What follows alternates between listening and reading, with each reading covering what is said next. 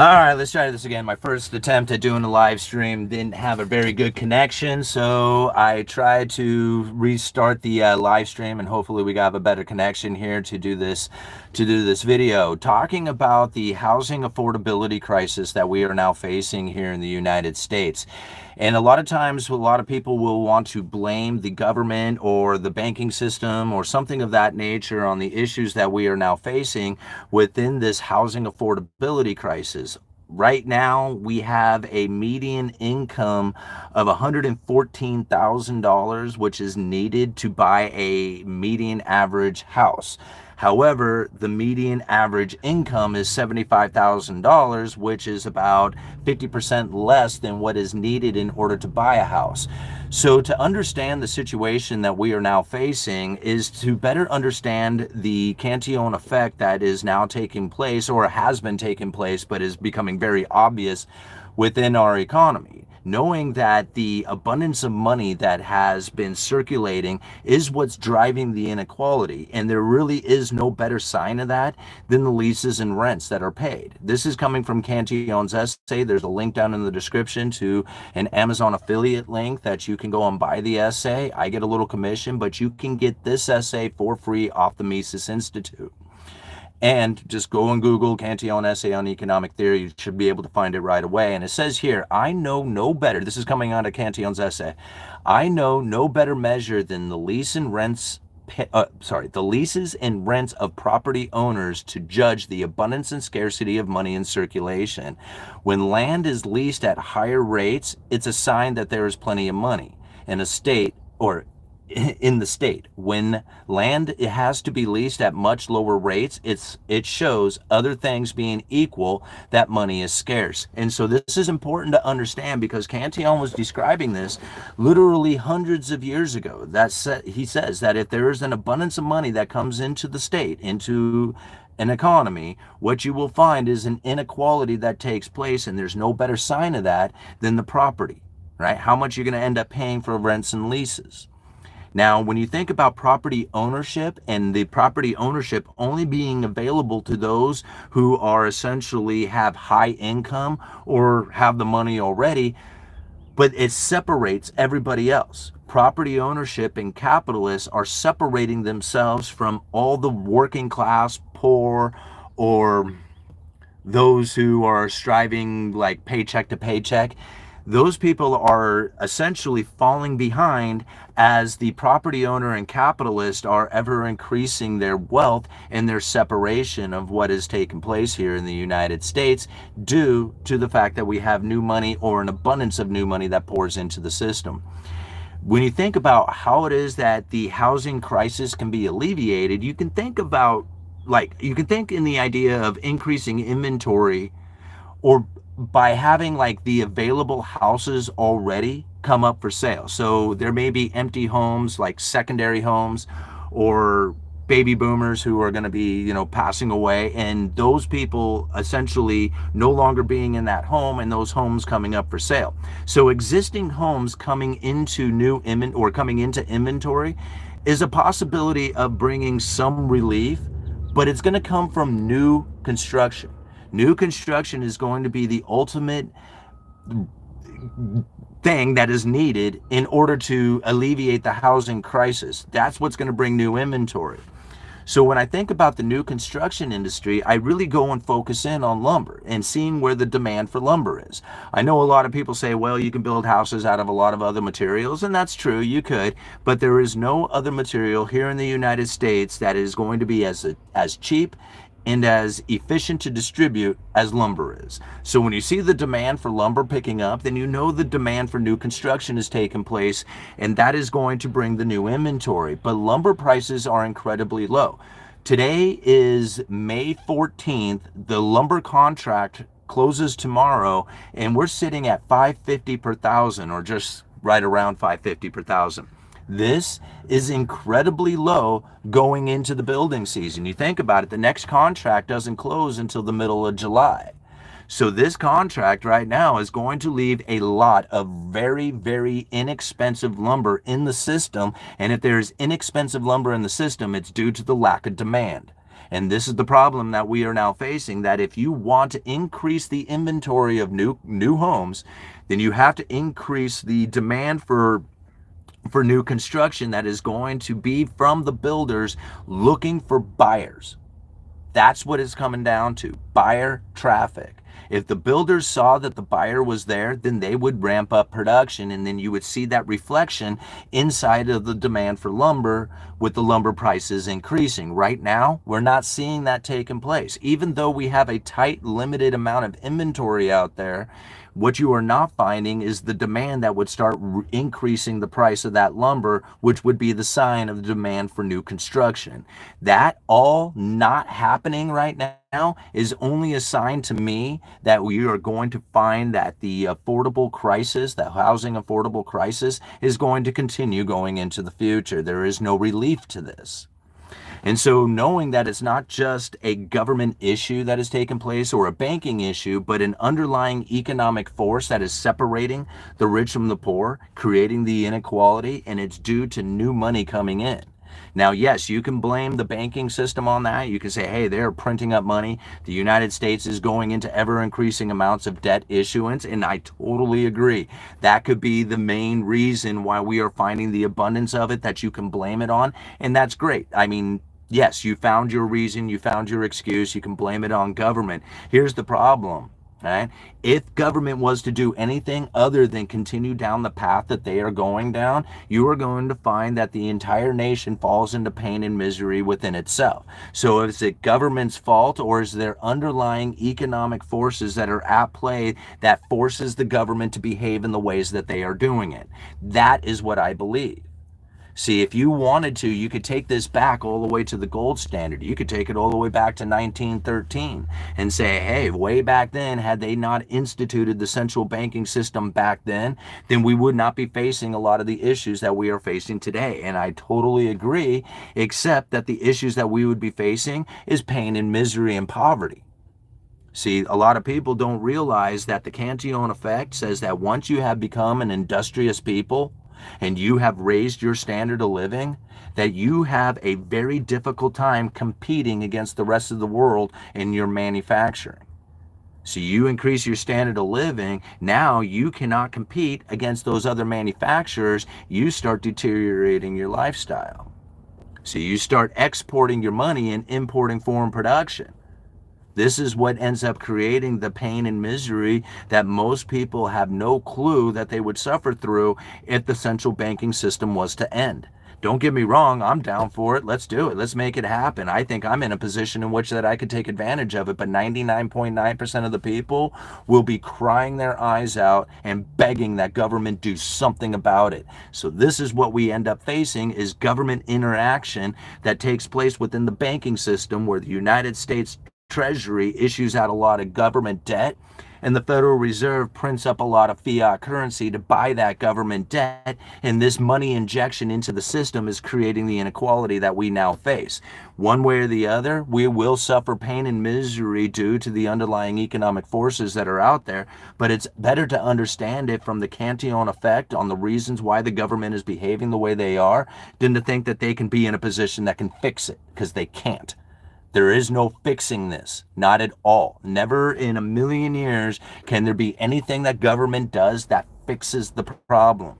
Now, there may be something that they can do that makes your life a little bit better, but I guarantee you, whatever it is that they make your life better is not going to be making your neighbor's life better, or your boss's life better, or your kid's life better, or your brother's life better, right? It will make your life better, right? Or your employee's life better. Depends on whatever position that you are in. It may not be the best position for somebody else to be in. The best position for them to be in is one that they understand, so that they can now position themselves. That's the best position that they could possibly be in.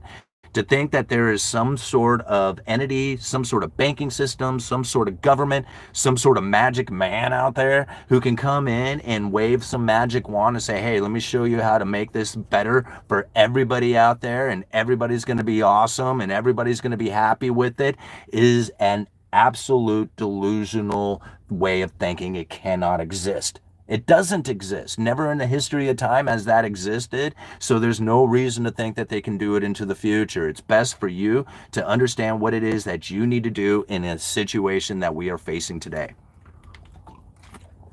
Knowing that your good job is not enough. Even a good job sucks. It's not enough anymore, right? If there was enough, then all these people would be able to afford a home, but they can't do it anymore because the inequality is growing due to the fact that we have an abundance of new money. That means your day job is not enough. You have to earn ever increasing amounts of more new money, all right? You have to have your day job. You have to have side hustles. You have to have side businesses. You have to have all kinds of investments. You have to be incredibly disciplined, and you cannot move into luxuries. If you can do that, then you will be fine. You will make it. You will have lots of income, low expenses, and you'll be able to position yourself to be a capitalist or property owner. But anything else outside of that, if you think that your day job is going to be enough to cut it, you're going to fail. That's it. You're going to fail because that doesn't work. It doesn't work anymore. There was a time when it did, right? But it isn't government that created the situation. It's the Cantillon effect, and government is a sign of that. They're a symptom. Everything that they are doing is a symptom of the separation of the rich and the poor due to the inequality, due to the new money abundance. And anything that they do that tries to fix the situation will cause pain and misery for everybody. All right, moving on. Let's see here. I'm saving up, hoping to get a cheap fixer-upper for my first home. Couple of really rough ones in Astoria for about $200,000, right? Astoria for about $200,000, but I think there are gonna be some better opportunities in the future. I'm gonna go and look. I don't know of any property, even fixer-uppers in Astoria that are $200,000. Like I don't know of any of those homes. Now, there is a couple outside of Astoria that you might be able to, but they are complete dumps, and they're really more about selling the property than they are selling the house. So like fixer-upper opportunities at $200,000 in Astoria, not Astoria, Oregon, right? Not inside the city limits. Like, not anywhere I find, you know? I don't know of any $200,000 properties anymore. I don't think they exist here. In fact, I mean, vacant land sells for, almost that much. Yeah.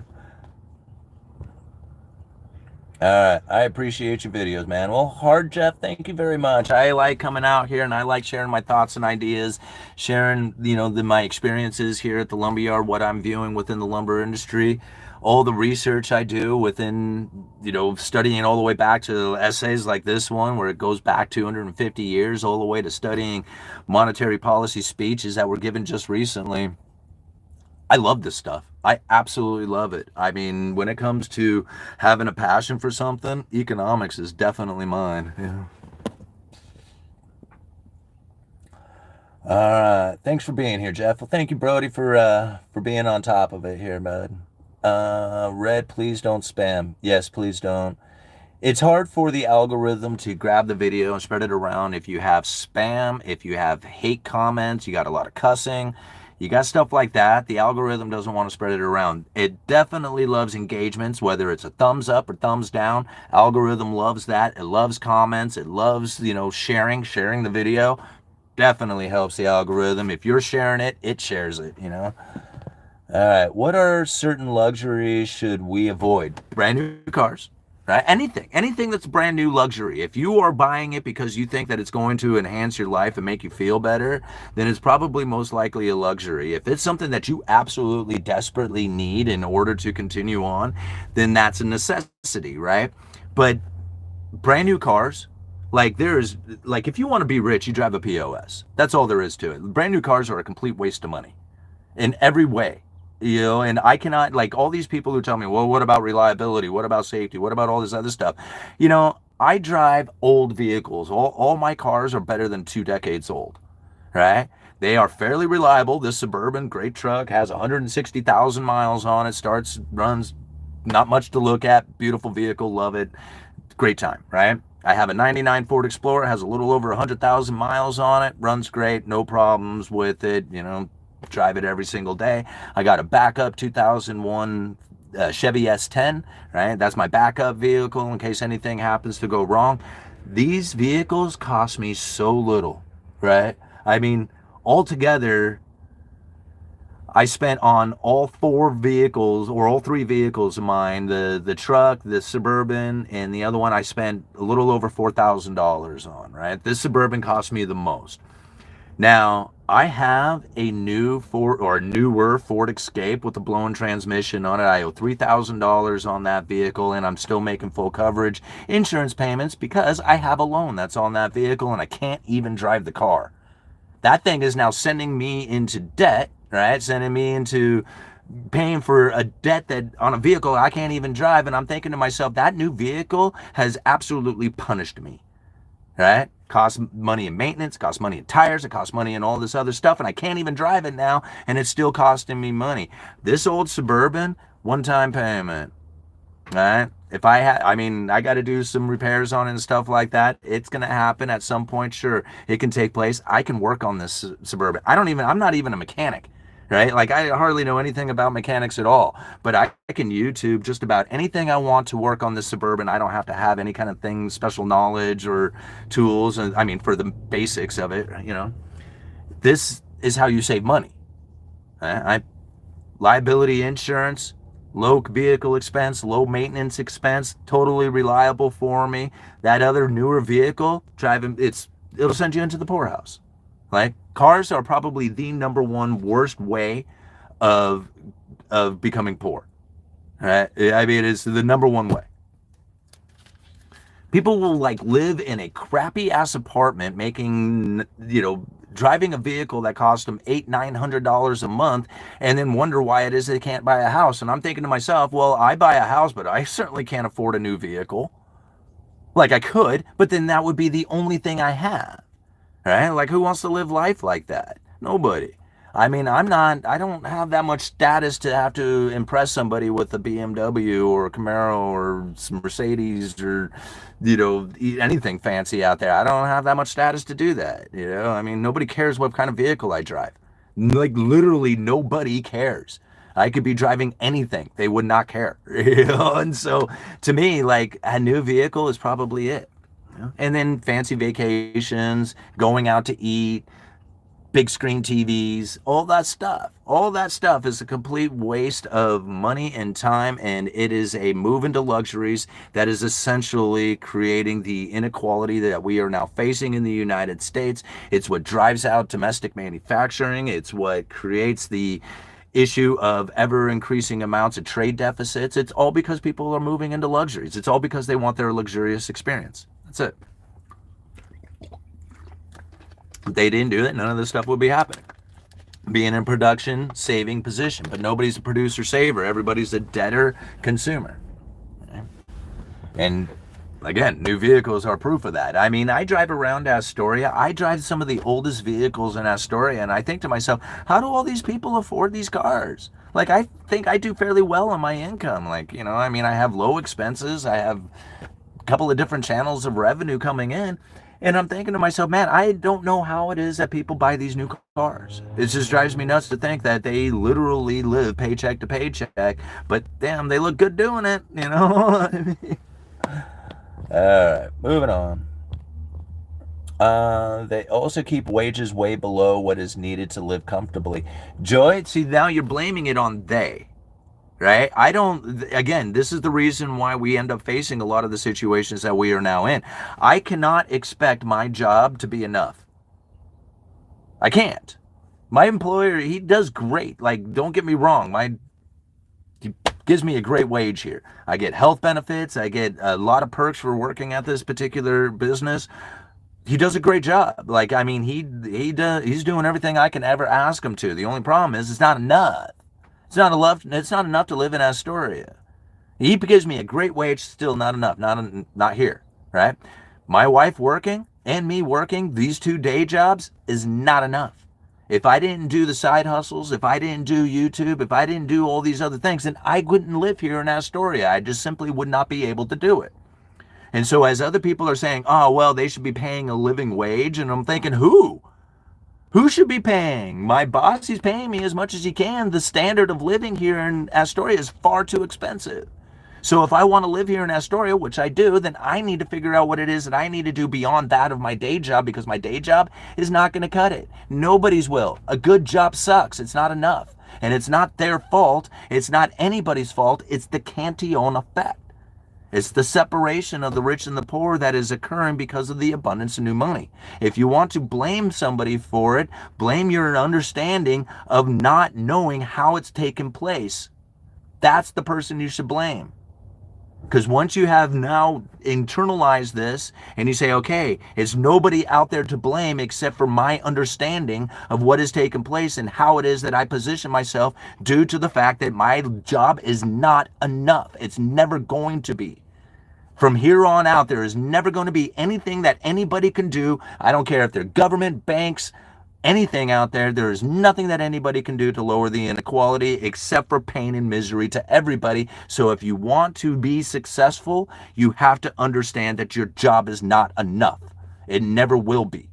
Not from here on out. There was a time it was. There was a time that if you had a good manufacturing job and you were somewhat disciplined, you could save enough with your average day job to buy a house and make payments. That doesn't exist anymore. It will not exist going into the future. There is nothing that can be done to reinvent that situation, because we were producers, savers back in the day. We are now debtors, consumers. And that is how our economy is going to continue, as being debtor-consumer economy. They are eventually going to get to the point in which that the debt-saturated consumer is no longer going to be able to take out any more debt to be a consumer, and they're going to force feed money right into you through UBI. They are going to force feed money right into you to produce a consumer, because that's what we produce here in the United States. Debt and consumers. That's it. Any other position other than that, and the whole thing will crumble. It'll fail. So there's nothing you can do. There's nothing you can do except for get as much money in as you can possibly get, and it's got to be beyond that of your day job. You got to start businesses. You got to do side hustles. You got to figure out how to do online sales. There is so many ways to make money nowadays that it just, like, I don't know why more people aren't doing it. Like, there's a million ways to make money out there, and the internet is making it easy for everybody to do it, or anybody to do it, but most people just don't. Right? And then they wonder why it is that they can't compete.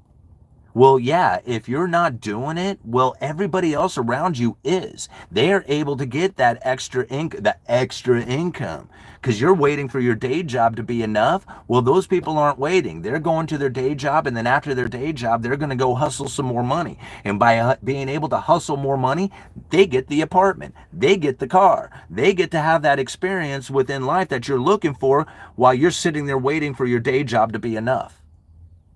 It won't work. It's not going to happen. I know. I watch it every single day. I know that my day job up until the time I was 40 years old was barely cutting it. And after 40, I decided that I was going to start doing things differently within my life. I cut out all the pleasurable experiences like drinking and partying and doing all the other crap that I shouldn't have been doing. And I started focusing in on chasing excellence and finding new ways of making money and bringing in different forms of revenue. And by doing that, I made myself industrious. I brought in new money to my household. And by being disciplined with where it was that I was going with that money, I was able to save it. But I needed to be in that position of having a lot of income coming in and lowering my standard of living in order to be able to save that money. I couldn't increase my standard of living. If I did that, I wouldn't have been able to save.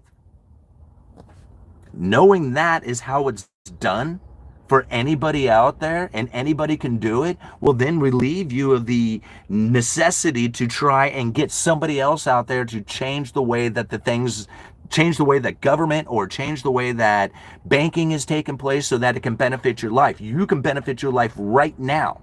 You can take advantage of all the situation that is taking place right now. Think about all the people out there who are not doing it. If they're not doing it and you are doing it, that's less competition.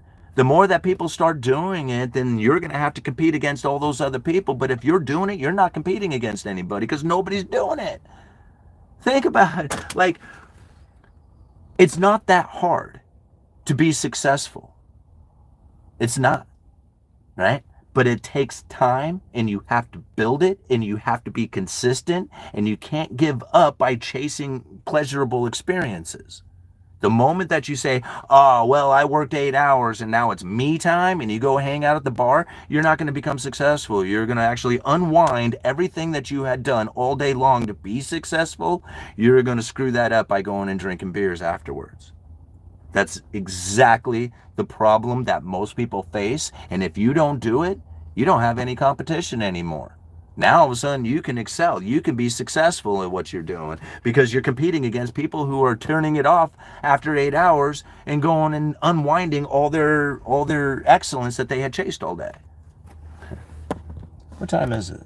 All right, I got a few more minutes here, guys. I don't know how I strolled into this topic like this. We got 372 people watching with 80 likes. Thank you so much for being here. Discipline beats intelligence. Yeah, but to some that is successful. Damn, should I take my new iPhone back? This is the thing. My phone is how I make a lot of money off of it. My phone is 5 years old, right? 4 years old. It's 4 years old. The screen is cracked.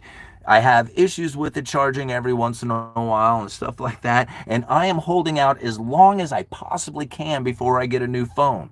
If this thing is still working, then I'm not going to spend money on a new phone. Right? I mean, would I like one? Sure. Like, I would love to have a new phone, and working all good and, better picture or whatever. I mean, there's all kinds of reasons why I would want a new phone. But as long as this one is working, then I'm not going to go and spend money on another phone. Because I know that moving into a luxurious experience of buying a new phone because this one is old is literally what creates the problems that we are now facing. It's one of the reasons why I don't get in luxurious cars, why I don't go and do luxurious things. The move into luxury is what creates the inequality.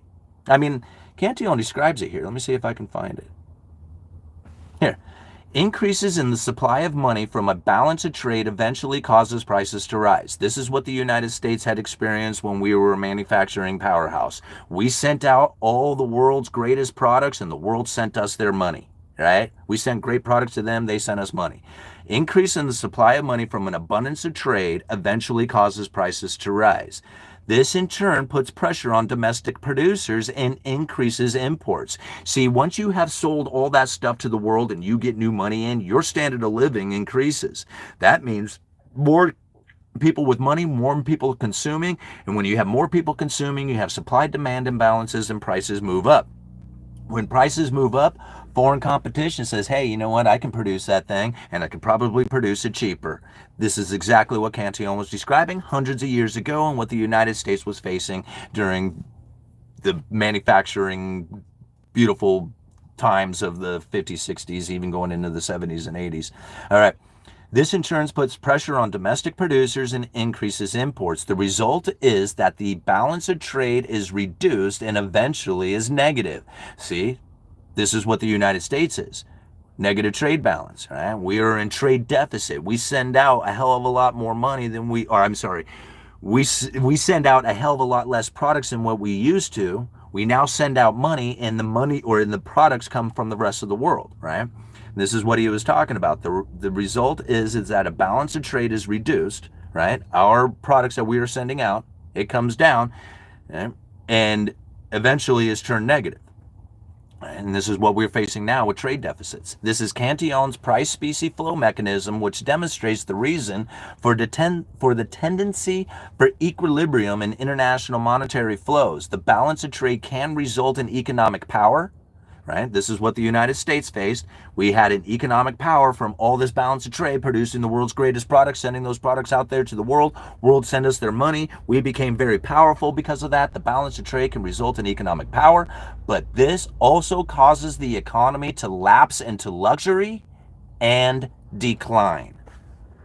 That's the problem. Once you have that new money coming in, you want to enjoy that new money, you spend it on better standard of living, you start experiencing the luxuries, and that is what starts creating the decline, is the move into luxuries. It's sad to think because people want to work hard to have better things in their life, and that is the reason why we have the inequality here in the United States, and there is no way that you can fix that because then you have to change human nature. To tell people, hey, you worked really, really, really, really hard, but you're not going to get to enjoy any of it. Like, why try? You know? But that's the problem. Once you understood it, once you face it, once you see it, then you understand that yes, moving into a luxurious experience, and if everybody did that throughout the entire nation, you will force inequality within that economy. There is no other way that it can go down. Your logic on economics makes me have a stronger faith in God. Probably not a bad thing. We have the right, life, liberty, and the pursuit of happiness. Remember that. Yeah, but none of that stuff is guaranteeing you the right to be successful. You can work as hard as you want. You can work and pursue as much as you want. There's nobody who is stopping you from doing that. But because you're not successful at it, there's nobody who's responsible for that but you. Right? Like that's the I think the difference inside of it is just like, well, I want to work hard at what I do and then have a successful life from it, and it's somebody else who's responsible for making that environment happen for me. Like, is that how it goes down? I mean, I'm curious because I don't think that myself. Like, I don't think there's anybody out there who's responsible for not only my happiness but my success and anything else out there except for me and my efforts and what it is that I plan on doing when I'm chasing excellence. And the moments that I don't chase excellence, am I going to pursue pleasure, or am I going to actually move myself back into chasing excellence again? Because the moment that you move into pleasure, you start unwinding the whole thing.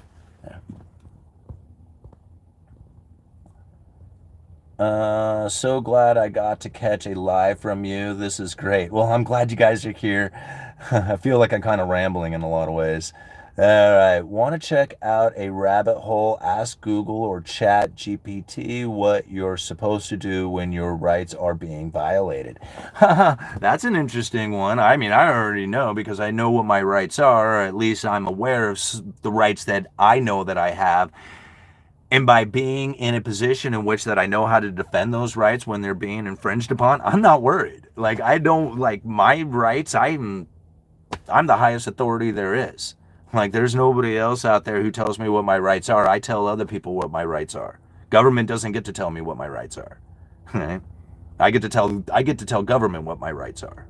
And I hold them to it too. It's the only way that you can keep them under your thumb, is to let them know what your rights are. And knowing what your rights are to begin with knows that government can't give you or take away your rights. That's not something that they have the power to do. It's not even within their power, right? Like, they can't give you or take away a right. My right is there regardless of them. and that's important. Like, most people don't look at it that way. They look at, like, government gives you this right. That is so wrong. Government doesn't give you anything. You tell government what your rights are, and that's it. Yeah. God gives us rights. So God gives us human rights, like a human right. But when it comes to, like, constitutional rights, that's different. OnlyFans is the men's fault who pay for it. Yeah. I mean, absolutely. I mean, you can't blame the content creator for that. If there's a market for it, then, they're going to do it. So that's not somebody, you can't blame the content creator for making that. I do have to say, like, being a content creator myself, I tried to bring value, usefulness, something of, like a positive nature to what it is that you are consuming here as far as the content goes. When it comes to, like, porn or something like that, I don't know where the value in that is. It's like literally like eating junk food or something of that nature. There's absolutely no value.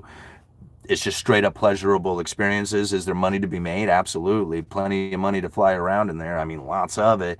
But there's nothing that can actually come from that does anything as far as a positive nature goes when it comes to consuming that content.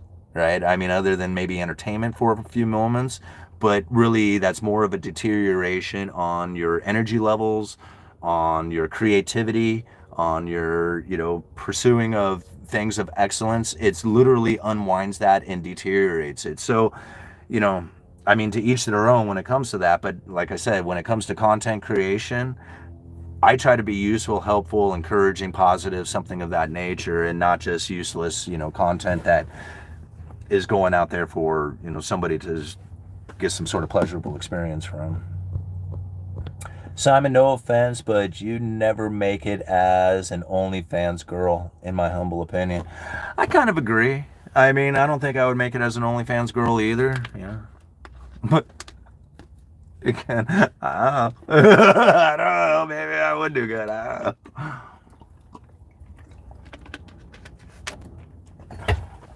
All right. One of my tenants had a plumbing leak. That's my job. You would need to save every day. Our earthly possessions are temporary. Yeah, I get you. I agree with that. All right, so this no tax on overtime is a big fat lie. Okay, yeah. I mean, if there was some sort of promise that, you're going to be able to, like, I don't know. To be honest, none of that stuff makes any kind of sense to me at all, except for that it's a good, credible threat. Here's the thing. You could tax 100% of our income, and you could tax 100% of corporate profits, and it still would not be enough to cover the unfunded liabilities of Social Security and Medicare. So taxing or not taxing is a joke to me. It's a complete fraudulent joke. What they are ultimately doing is they're taking your time. That's what it is. Taxation is a removal of your time. That's the only thing they can really take, because the money is really, it's neither here nor there anymore because of the sheer amount of abundance in it. But your time is very limited, and you only have so much of it. And if they can take it from you, that's how they harvest. They harvest your time. And it's through the taxation, because, essentially, if you're being taxed on your time. Your money is your time. And that's what they're doing. They're taking your time from you when they tax you. Thank you so much, Nate B, for the $5. New York City vax mandate forced me to quit and start my own engineering business. My life has completely changed. Complete mindset shift, and I am much happier. Nate, that is an awesome little story to hear. Thank you so much for the $5, because a lot of times when we find something happening in our life that seems a deterioration, like getting fired or a breakup, or something of that nature, a lot of times we look at this as like, oh man, this is horrible. This is a depressive thing that has happened to me. But what really has occurred is that by this situation coming up, like being fired or breaking up with somebody, what it has done is it's now opened the door for an opportunity for you to do what it is that you truly needed to be doing with your life, such as this, starting your own business, or in a case of a breakup, to get away from a toxic relationship so that you can move into a better partnership or something like that. But you never would have done it had the breakup not happened. And so understanding that things of what appears to be bad is generally the universe trying to give you opportunity to move towards something good. But we just have a hard time seeing that. I mean, I know somebody very close to me got fired not too long ago and then landed at their essential dream job that they didn't even know that would be their dream job. Like, they thought what they were doing was what it is that they wanted to do, but where they landed was something that was totally out of the blue, way random, not something that they were expecting in their life, and they absolutely love it, right? And it never would have occurred had they not gotten fired from their previous job. So this is important to understand, that bad things that happen are not, you can look at it as like, this is happening to me, but the meaning behind it is saying it's relieving me from this position so that I can pursue something else. If you take it in that consideration, the world of opportunity opens up, such as starting your own business and becoming much happier for it. Alrighty, guys, I gotta go. I got 2 minutes before I gotta go back to work. You guys are awesome. Thank you so much for being here. Taxes, tolls, tariffs, regulations, license, insurance requirements are eating us alive. The government goons are eating us alive out here. Yeah. And again, giving it that meaning is probably going to have a deterioration within your life. I don't look at it like that. I don't look at any, like, I pay taxes, I pay, insurance, I pay all this other stuff, but I condition myself in which that none of those things are very critical or important to me. Yeah, do I want to pay them? No, of course not. But then again, liability insurance on a Suburban really isn't that much money, so I don't mind paying the insurance. I do have a problem paying the insurance on a full coverage insurance on a car I can't drive, right? Like, that's kind of irritating me. So there's a bunch of expense going out there, but that was from my own decisions, right? I can't blame anybody for that except for myself. So again, try to deal with your own situation and try to take, personal responsibility for everything that has happened to you in your life, including, the things that appear to be coming from you from an outside force, right? Take responsibility for all that. Right? Own it yourself. That way you don't have somebody else holding something over your head. It's all on you. Uneducated Economist. You guys let me know.